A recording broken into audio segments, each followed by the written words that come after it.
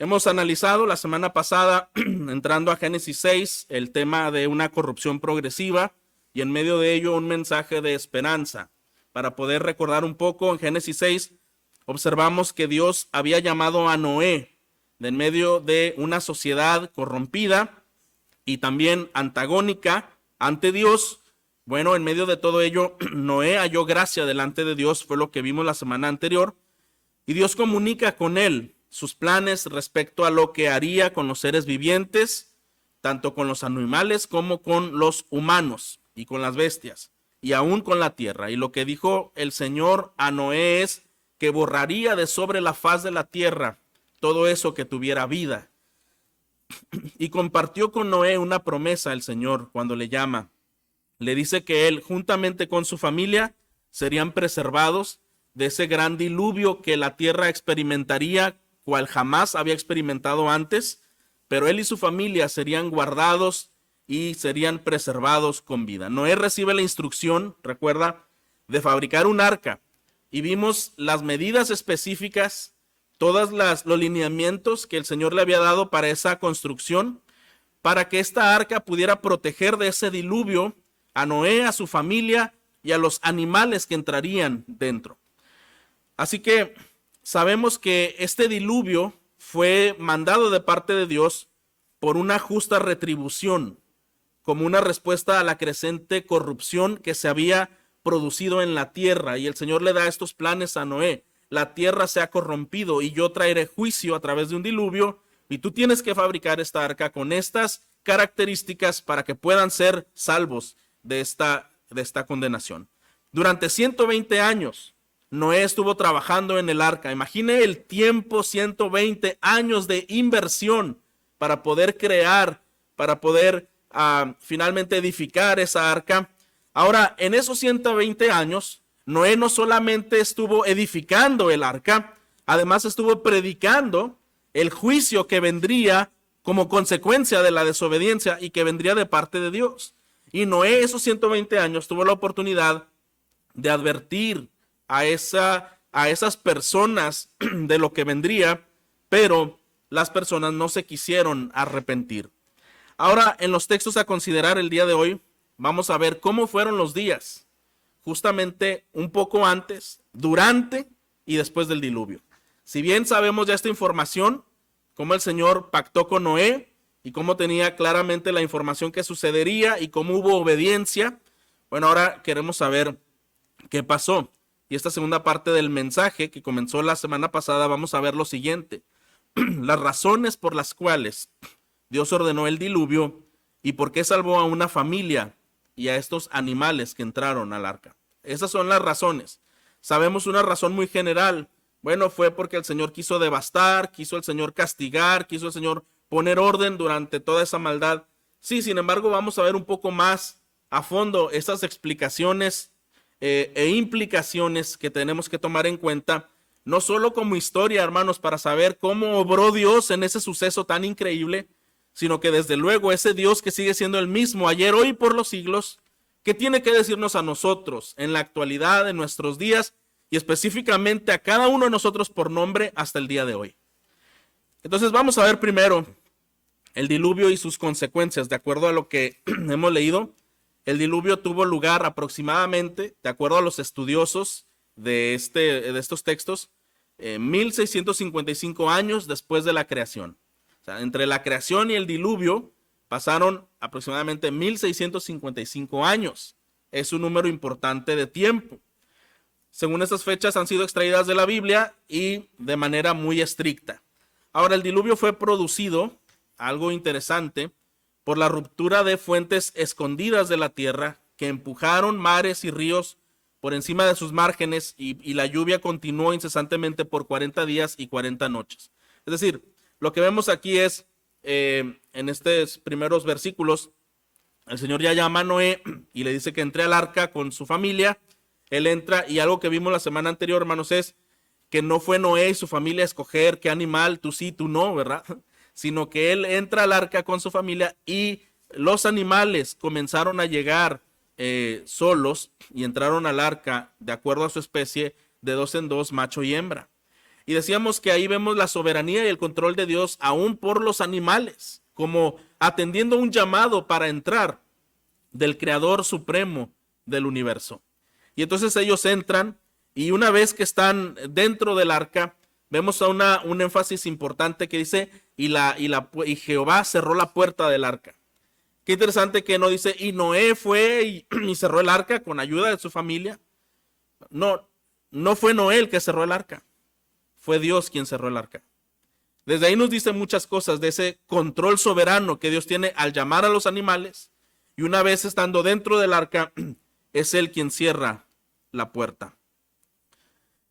Fue Jehová quien personalmente hace este cierre de la puerta sin la ayuda de Noé. Y cuando habla aquí de Jehová, menciona un término que apela al Dios autoexistente, o podemos decir el eterno, el guardador del pacto, el que está en medio de su pueblo y con su pueblo. Jehová o Yahvé enfatiza la fidelidad de Dios respecto a sus promesas. El lenguaje hebreo utilizado aquí para describir a Jehová es un lenguaje de suprema majestad en el reconocimiento de la totalidad del poderío y del propósito que Dios tiene. Nos maravillamos al ser reconocido el Señor de esta manera y poder nosotros entrar en esta historia. Ahora, ¿qué sucede una vez que ya están en el arca y que el Señor cierra la puerta? Bueno, dice que el agua cubrió todos los montes altos debajo de los cielos. Y esto indica una cuestión importante que hoy necesitamos meditar, hermanos, que el diluvio fue un asunto universal. ¿Sabe? Hay quienes dicen, no, el diluvio pasó ahí en esa pequeña región. Era como una ciudad, era un poblado y ahí sucedió el diluvio, mientras en todo el resto del planeta todo estaba como si nada hubiera pasado. No es esto lo que la Biblia nos dice. La Biblia nos dice que todos los montes fueron llenos, fueron rebasados por el agua hasta antes de los cielos. Lo que estamos entendiendo es que el diluvio es universal. Menciona todos los montes debajo de todos los cielos fueron cubiertos. En 7:20 de este capítulo dice que 15 codos hundió el arca. ¿Qué quiere decir esto? El arca flotó, ¿verdad? Y de la mitad del arca, la mitad quedó como dentro del caldo de agua que había. Entonces imagínense hasta qué altura había llegado el arca y la mitad de su entorno había sido cubierta con agua. 15 codos de profundidad, la mitad del arca de su altura total. Y dice que el agua prevaleció 150 días. Ahora, que hay algo importante. 40 días y 40 noches no cesó de llover, ¿verdad? Una tormenta de tanta agua. Pero el arca no solamente, y el planeta no solamente fue inundado por esa lluvia que venía del cielo, sino que fuentes de la misma tierra, porque la tierra tiene agua, ¿verdad? También fueron abiertas. El Señor en su obra y en su poder dice allí de una manera muy gráfica que es como quitó las compuertas del cielo, como que Él es el que las retiene, ¿verdad? Las compuertas, y lo que Él hizo fue abrirlas para que el agua viniera en abundancia, y de lo mismo abrió las compuertas del agua de la tierra para que como una fuente saliera agua. Entonces imagine la inundación de agua superior e inferior sobre el arca. Esto nos habla del poderío de Dios, ¿verdad? Y de su control, como hemos dicho hace un momento. 150 días estuvieron allí. No solo fueron los 40 días, estuvieron días antes de la lluvia, estuvieron durante la lluvia y después de la lluvia. 150 días en total. Prevaleció el agua. Pero en el arca estuvieron un año. Imagínense estar un año allí. Bueno, quizá pudiéramos decir, qué difícil ese encierro. Quizá yo lo experimenté en la pandemia, podría decir usted, ¿verdad?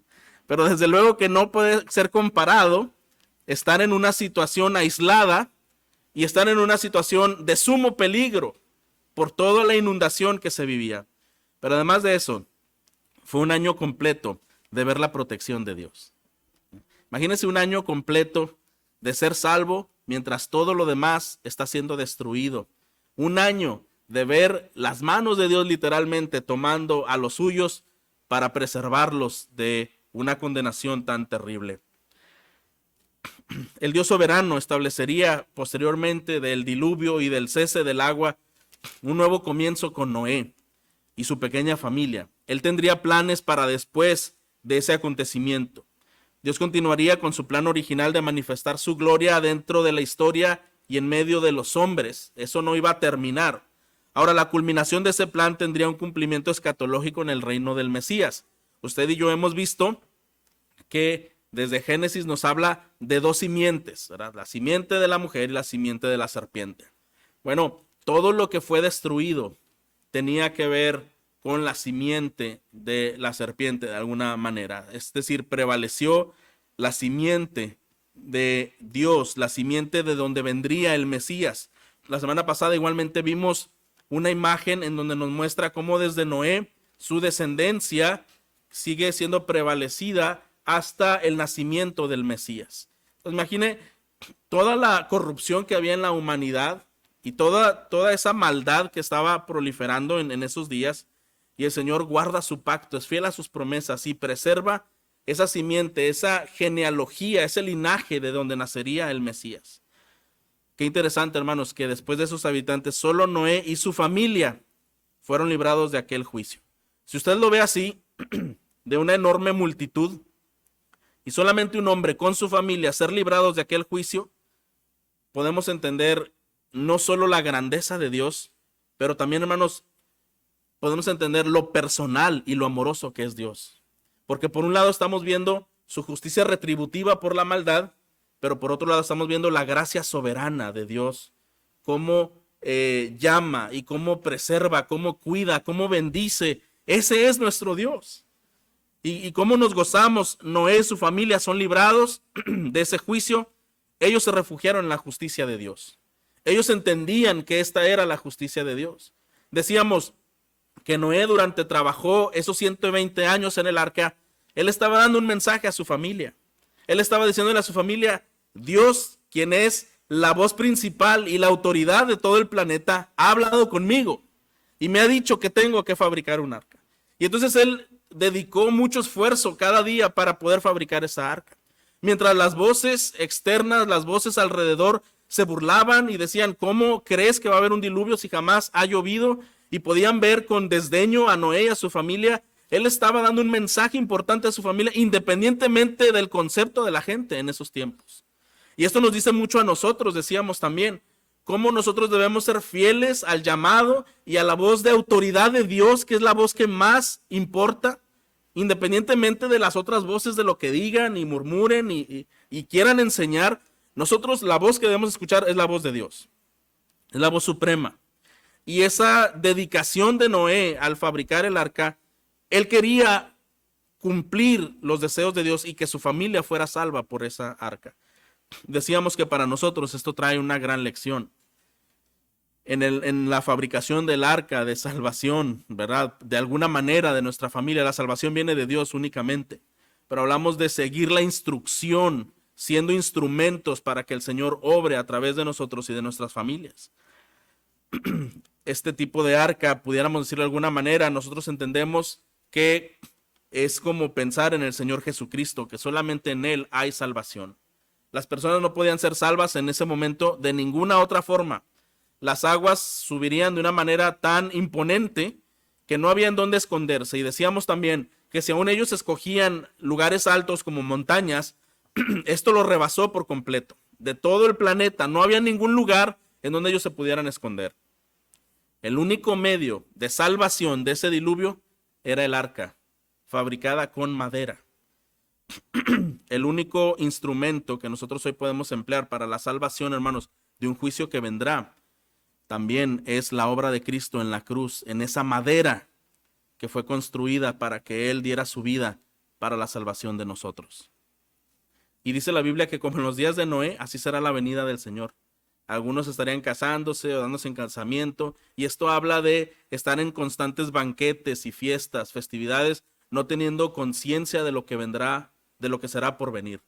Y sabe, y de momento, de pronto, el Señor vendrá y hará juicio sobre la tierra.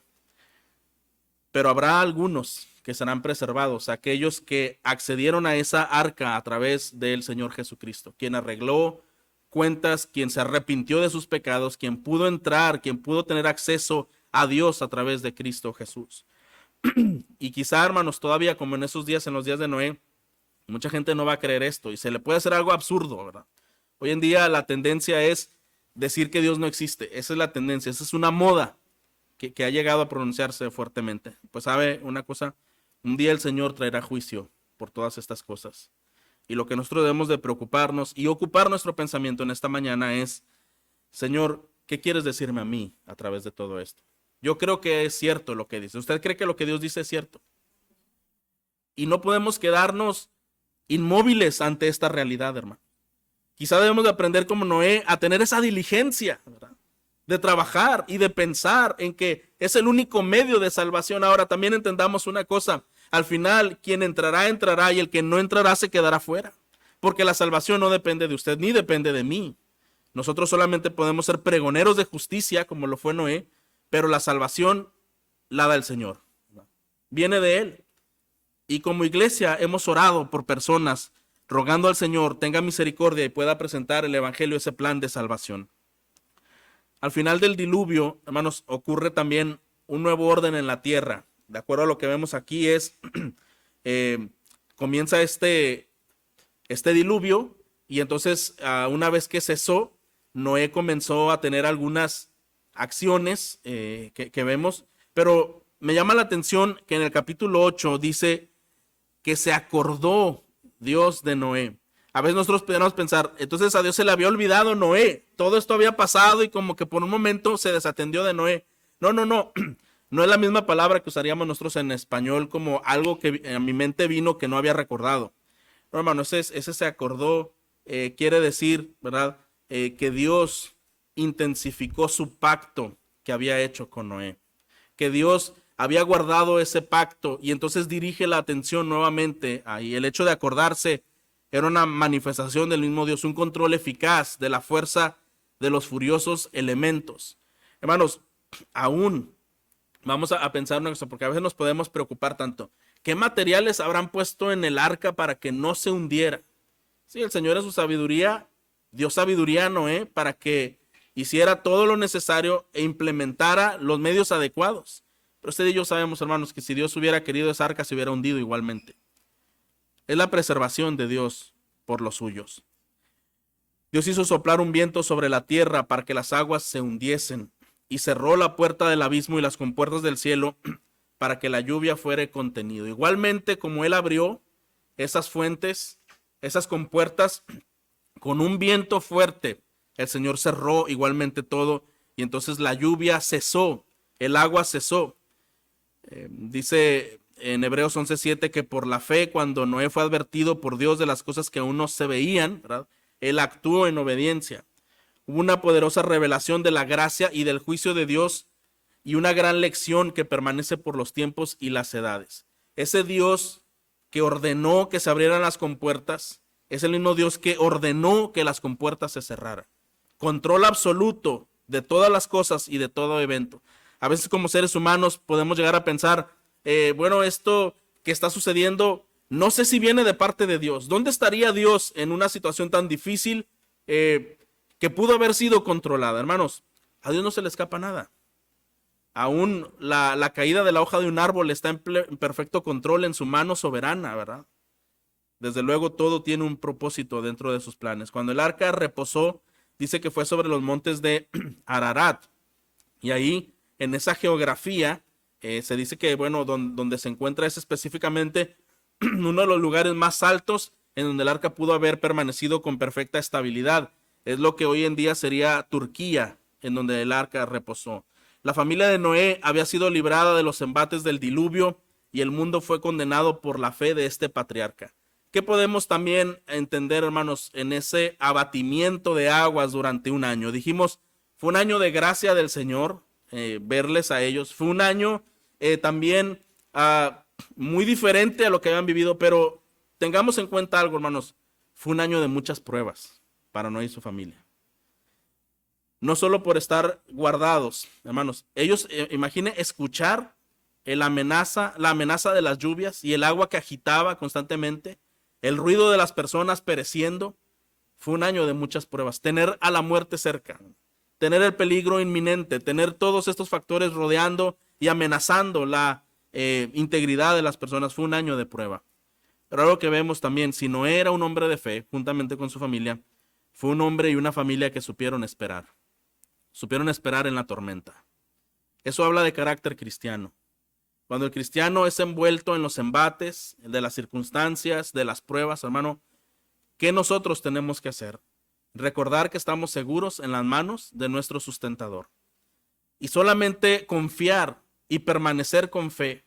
Ellos estuvieron allí esperando y permaneciendo con fe. Hace poco, cuando la pandemia comenzó, escuchamos a algunas personas incluso componer, ¿verdad?, poesía y citar la Biblia de esta manera tan descriptiva, que nos hablaba que al final, aunque todo se pudiera derrumbar en un tremendo caos, el Señor seguía siendo Dios inamovible, intocable, inmutable, y sigue reinando por los cielos y por los siglos de los siglos. ¿Es esto maravilloso, hermanos? Habrá un futuro, hermanos, donde habrá un juicio peor que el diluvio, que los días de Noé. La humanidad irá de mal en peor. Nosotros vimos la semana anterior también cómo era esa condición y decíamos que había influencia satánica. ¿Recuerda que vimos esto?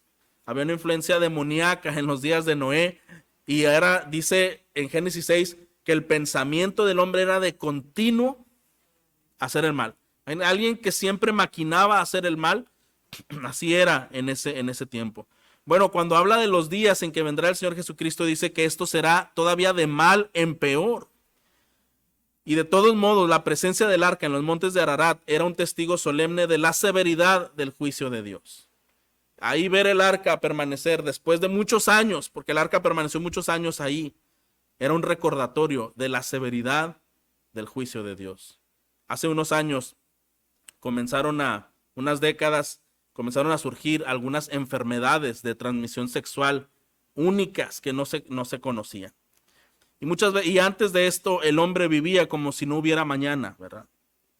Pero el juicio de Dios, hermanos, tarde o temprano tiende a aparecer. ¿Está de acuerdo?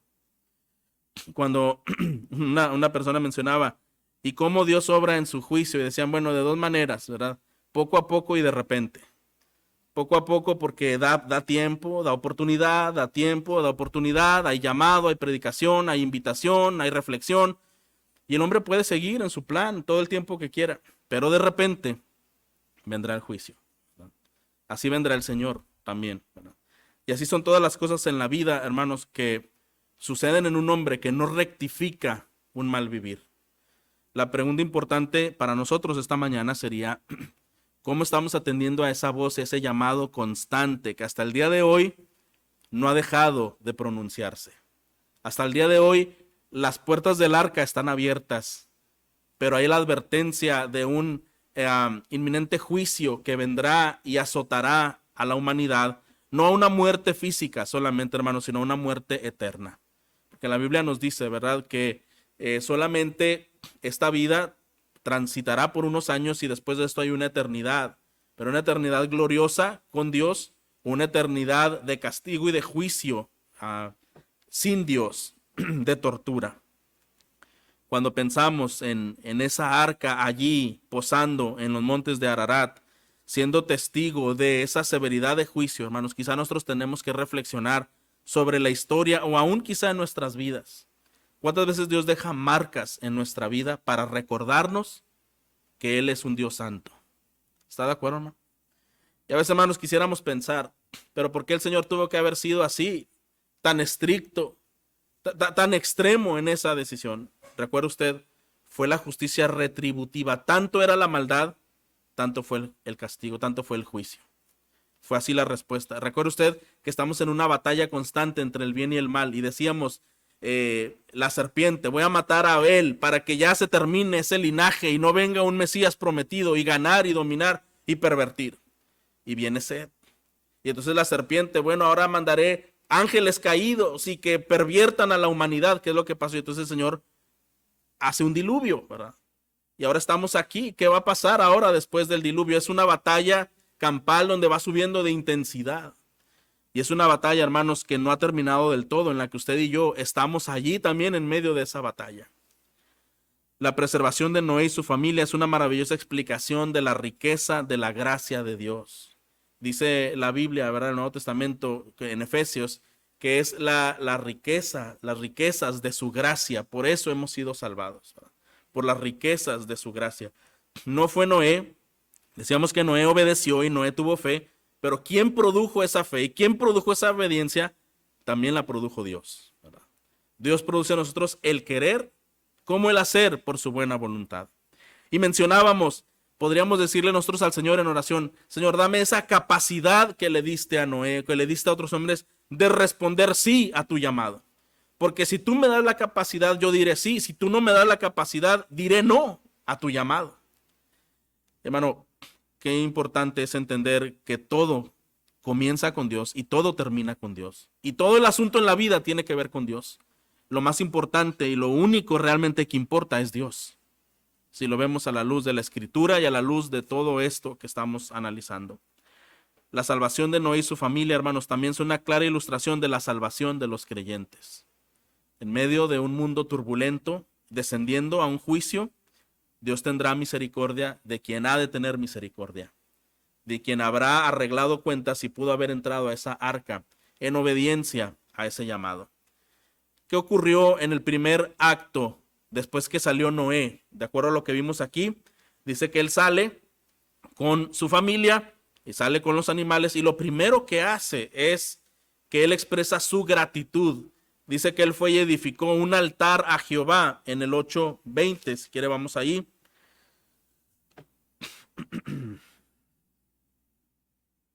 Versículo 18 de capítulo 8. Salió pues Noé y con él sus hijos y su mujer y las mujeres de sus hijos. También salieron del arca todas las bestias, todos los reptiles, todas las aves y todo lo que se mueve sobre la tierra, cada uno según su especie. Entonces Noé edificó un altar al Señor y tomó de todo animal limpio y de toda ave limpia y ofreció holocaustos en el altar. Entonces lo primero que Noé hace es ofrecer un altar. Algo interesante que vemos aquí es esta acción de Noé.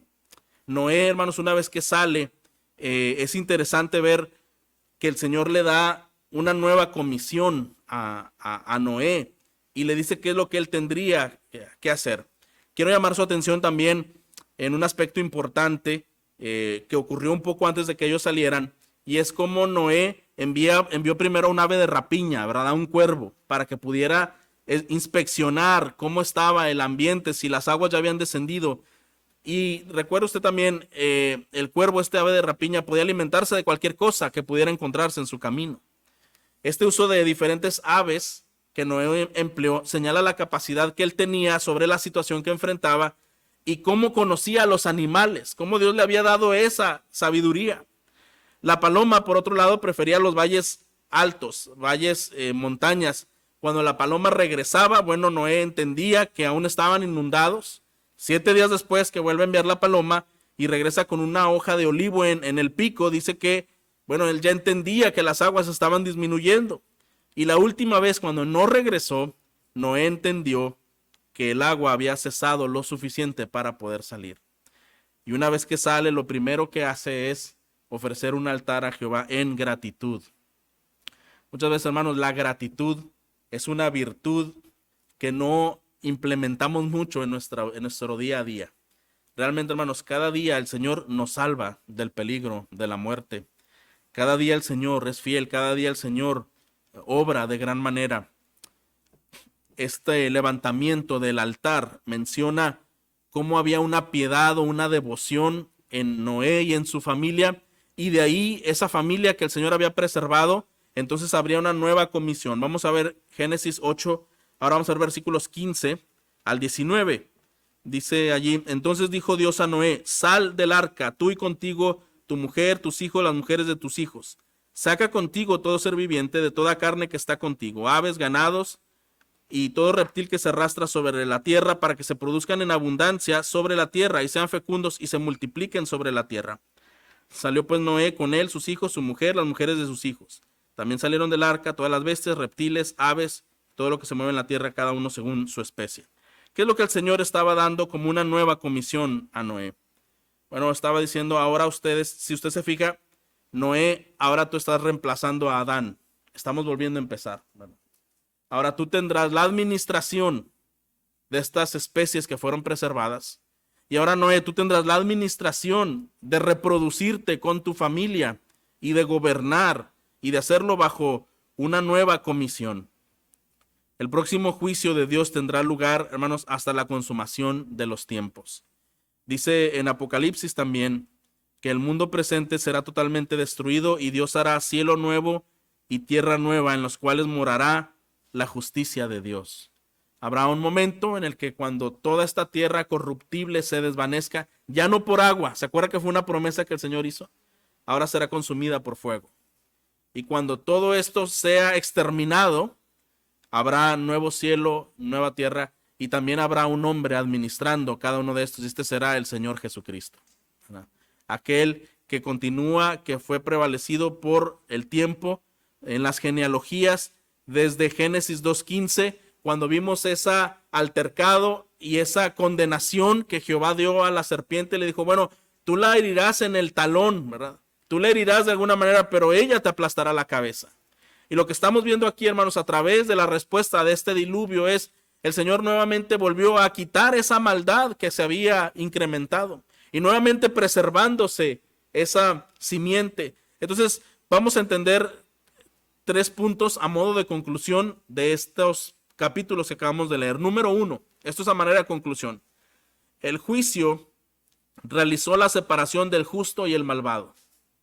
El juicio realizó la separación del justo y el malvado. Recuerde usted que hay 2 genealogías, 2 simientes, y todo el tiempo, hermano, hubo un momento en que se mezclaron. Cuando los hijos de Dios vieron a las hijas de los hombres, hubo una mezcla allí. Pero el diluvio o el juicio siempre va a separar al justo del malvado. Dice la Biblia que la cizaña y el trigo crecen juntos. ¿Está de acuerdo? Y se parecen mucho. Y no se pueden distinguir. Y cuando le dijeron al Señor, Señor, ¿quieres que cortemos la cizaña para que ya no esté contaminando todo lo demás? Para que no contamine el trigo. Y el Señor dijo, no, déjalo. No sea que vayas a cortar a alguien que no es. Se parecen tanto, pero al momento que pasen por el fuego, se va a distinguir de qué material es cada uno. Se va a distinguir la esencia que cada uno posee.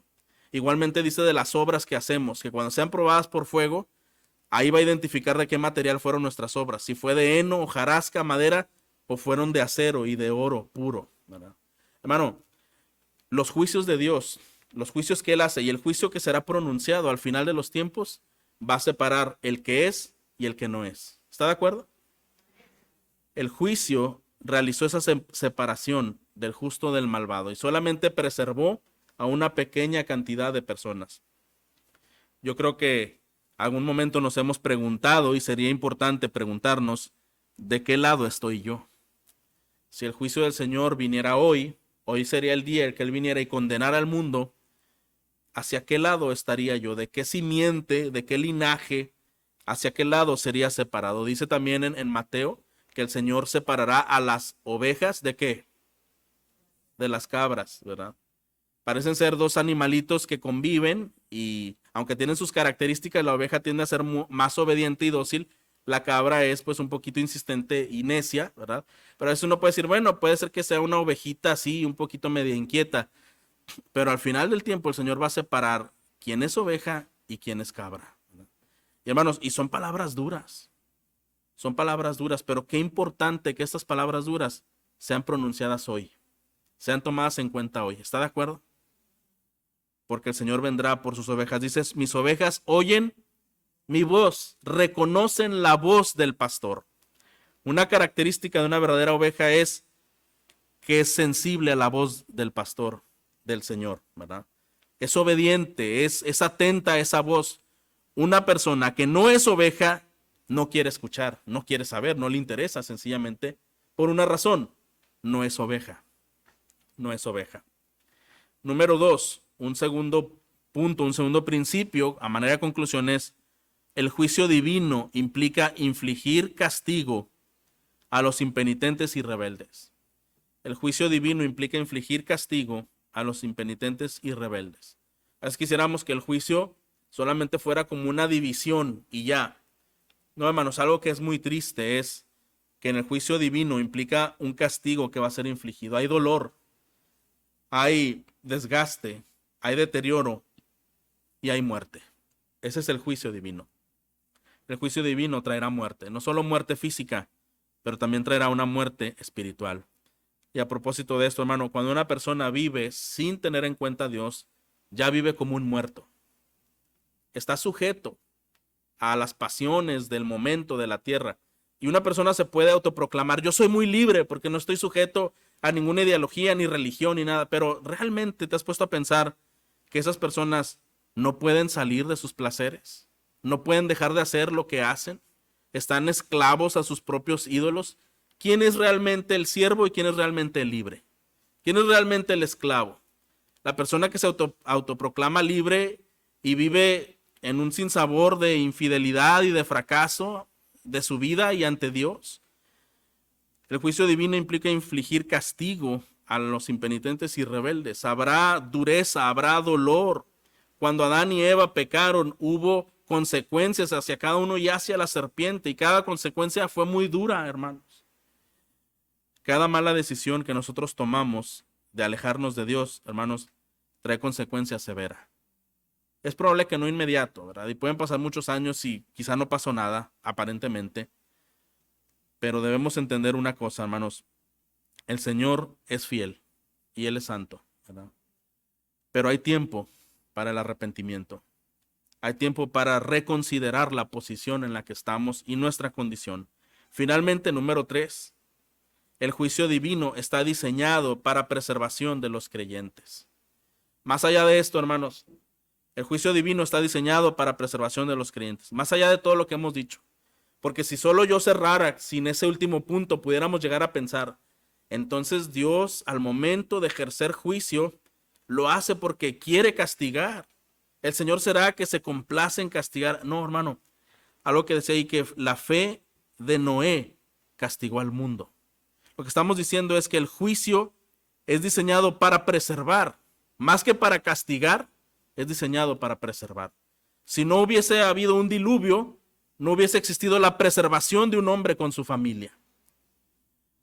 Si no existiese, hermanos, la condenación que será al final de los tiempos, no podría existir una vida eterna y el grupo de fieles cantando y alabando al Señor en un mundo incorruptible donde no habrá ni hambre, ni calor, ni sed, ni deterioro, ni corrupción en el cuerpo, ni enfermedad, ni muerte.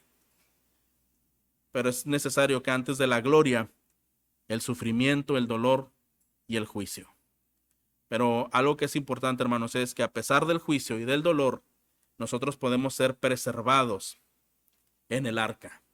Nosotros podemos estar ahí siendo abatidos, ¿verdad?, por los embates del agua, sin tocarnos, sin mojarnos. Podemos ser testigos de una inundación y de un exterminio sin ser exterminados y sin ser ahogados. Podemos ser testigos solamente al ver que el Señor es fiel con nosotros y que sus promesas permanecen para siempre. Cada uno de nosotros, hermanos, vive en esta sociedad que indudablemente niega a Dios, que inevitablemente las cosas irán de mal en peor. Pero una cosa es vivir siendo activo a esos ideales y otra cosa es vivir siendo testigo de lo que Dios hará y siendo preservados por su gracia, estando protegidos de esa arca espiritual que es la presencia de Jesucristo en nosotros. Hermano, los días son complicados, ¿verdad? Creo que somos conscientes de esto y nadie podemos decir que en tanto tiempo, ni pudiéramos tampoco meter una fobia hacia este tipo de cosas. Pero lo que es cierto, hermano, es solamente tome en cuenta algo. Dios es veraz. Todo lo que Dios dice es verdad. Y sus propósitos se cumplirán. Pero también tomemos en cuenta algo importante, hermanos. Dios preserva. Y Dios hará su obra al final de los tiempos para gloria de su nombre.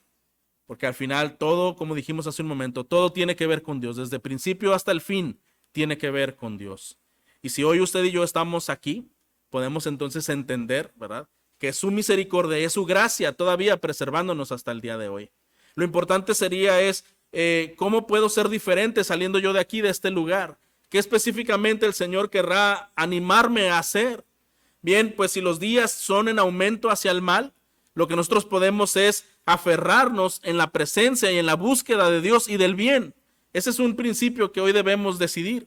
Mientras todo va hacia el mal, yo puedo inclinarme hacia el bien. Y si de alguna manera las personas cada vez niegan a Dios, yo puedo ser un pregonero de justicia, empezando desde mi casa, trabajando en el arca de mi familia. Y si hay otra cosa que yo puedo también decidir esta mañana, desde luego, es confiar plenamente en la preservación del Señor.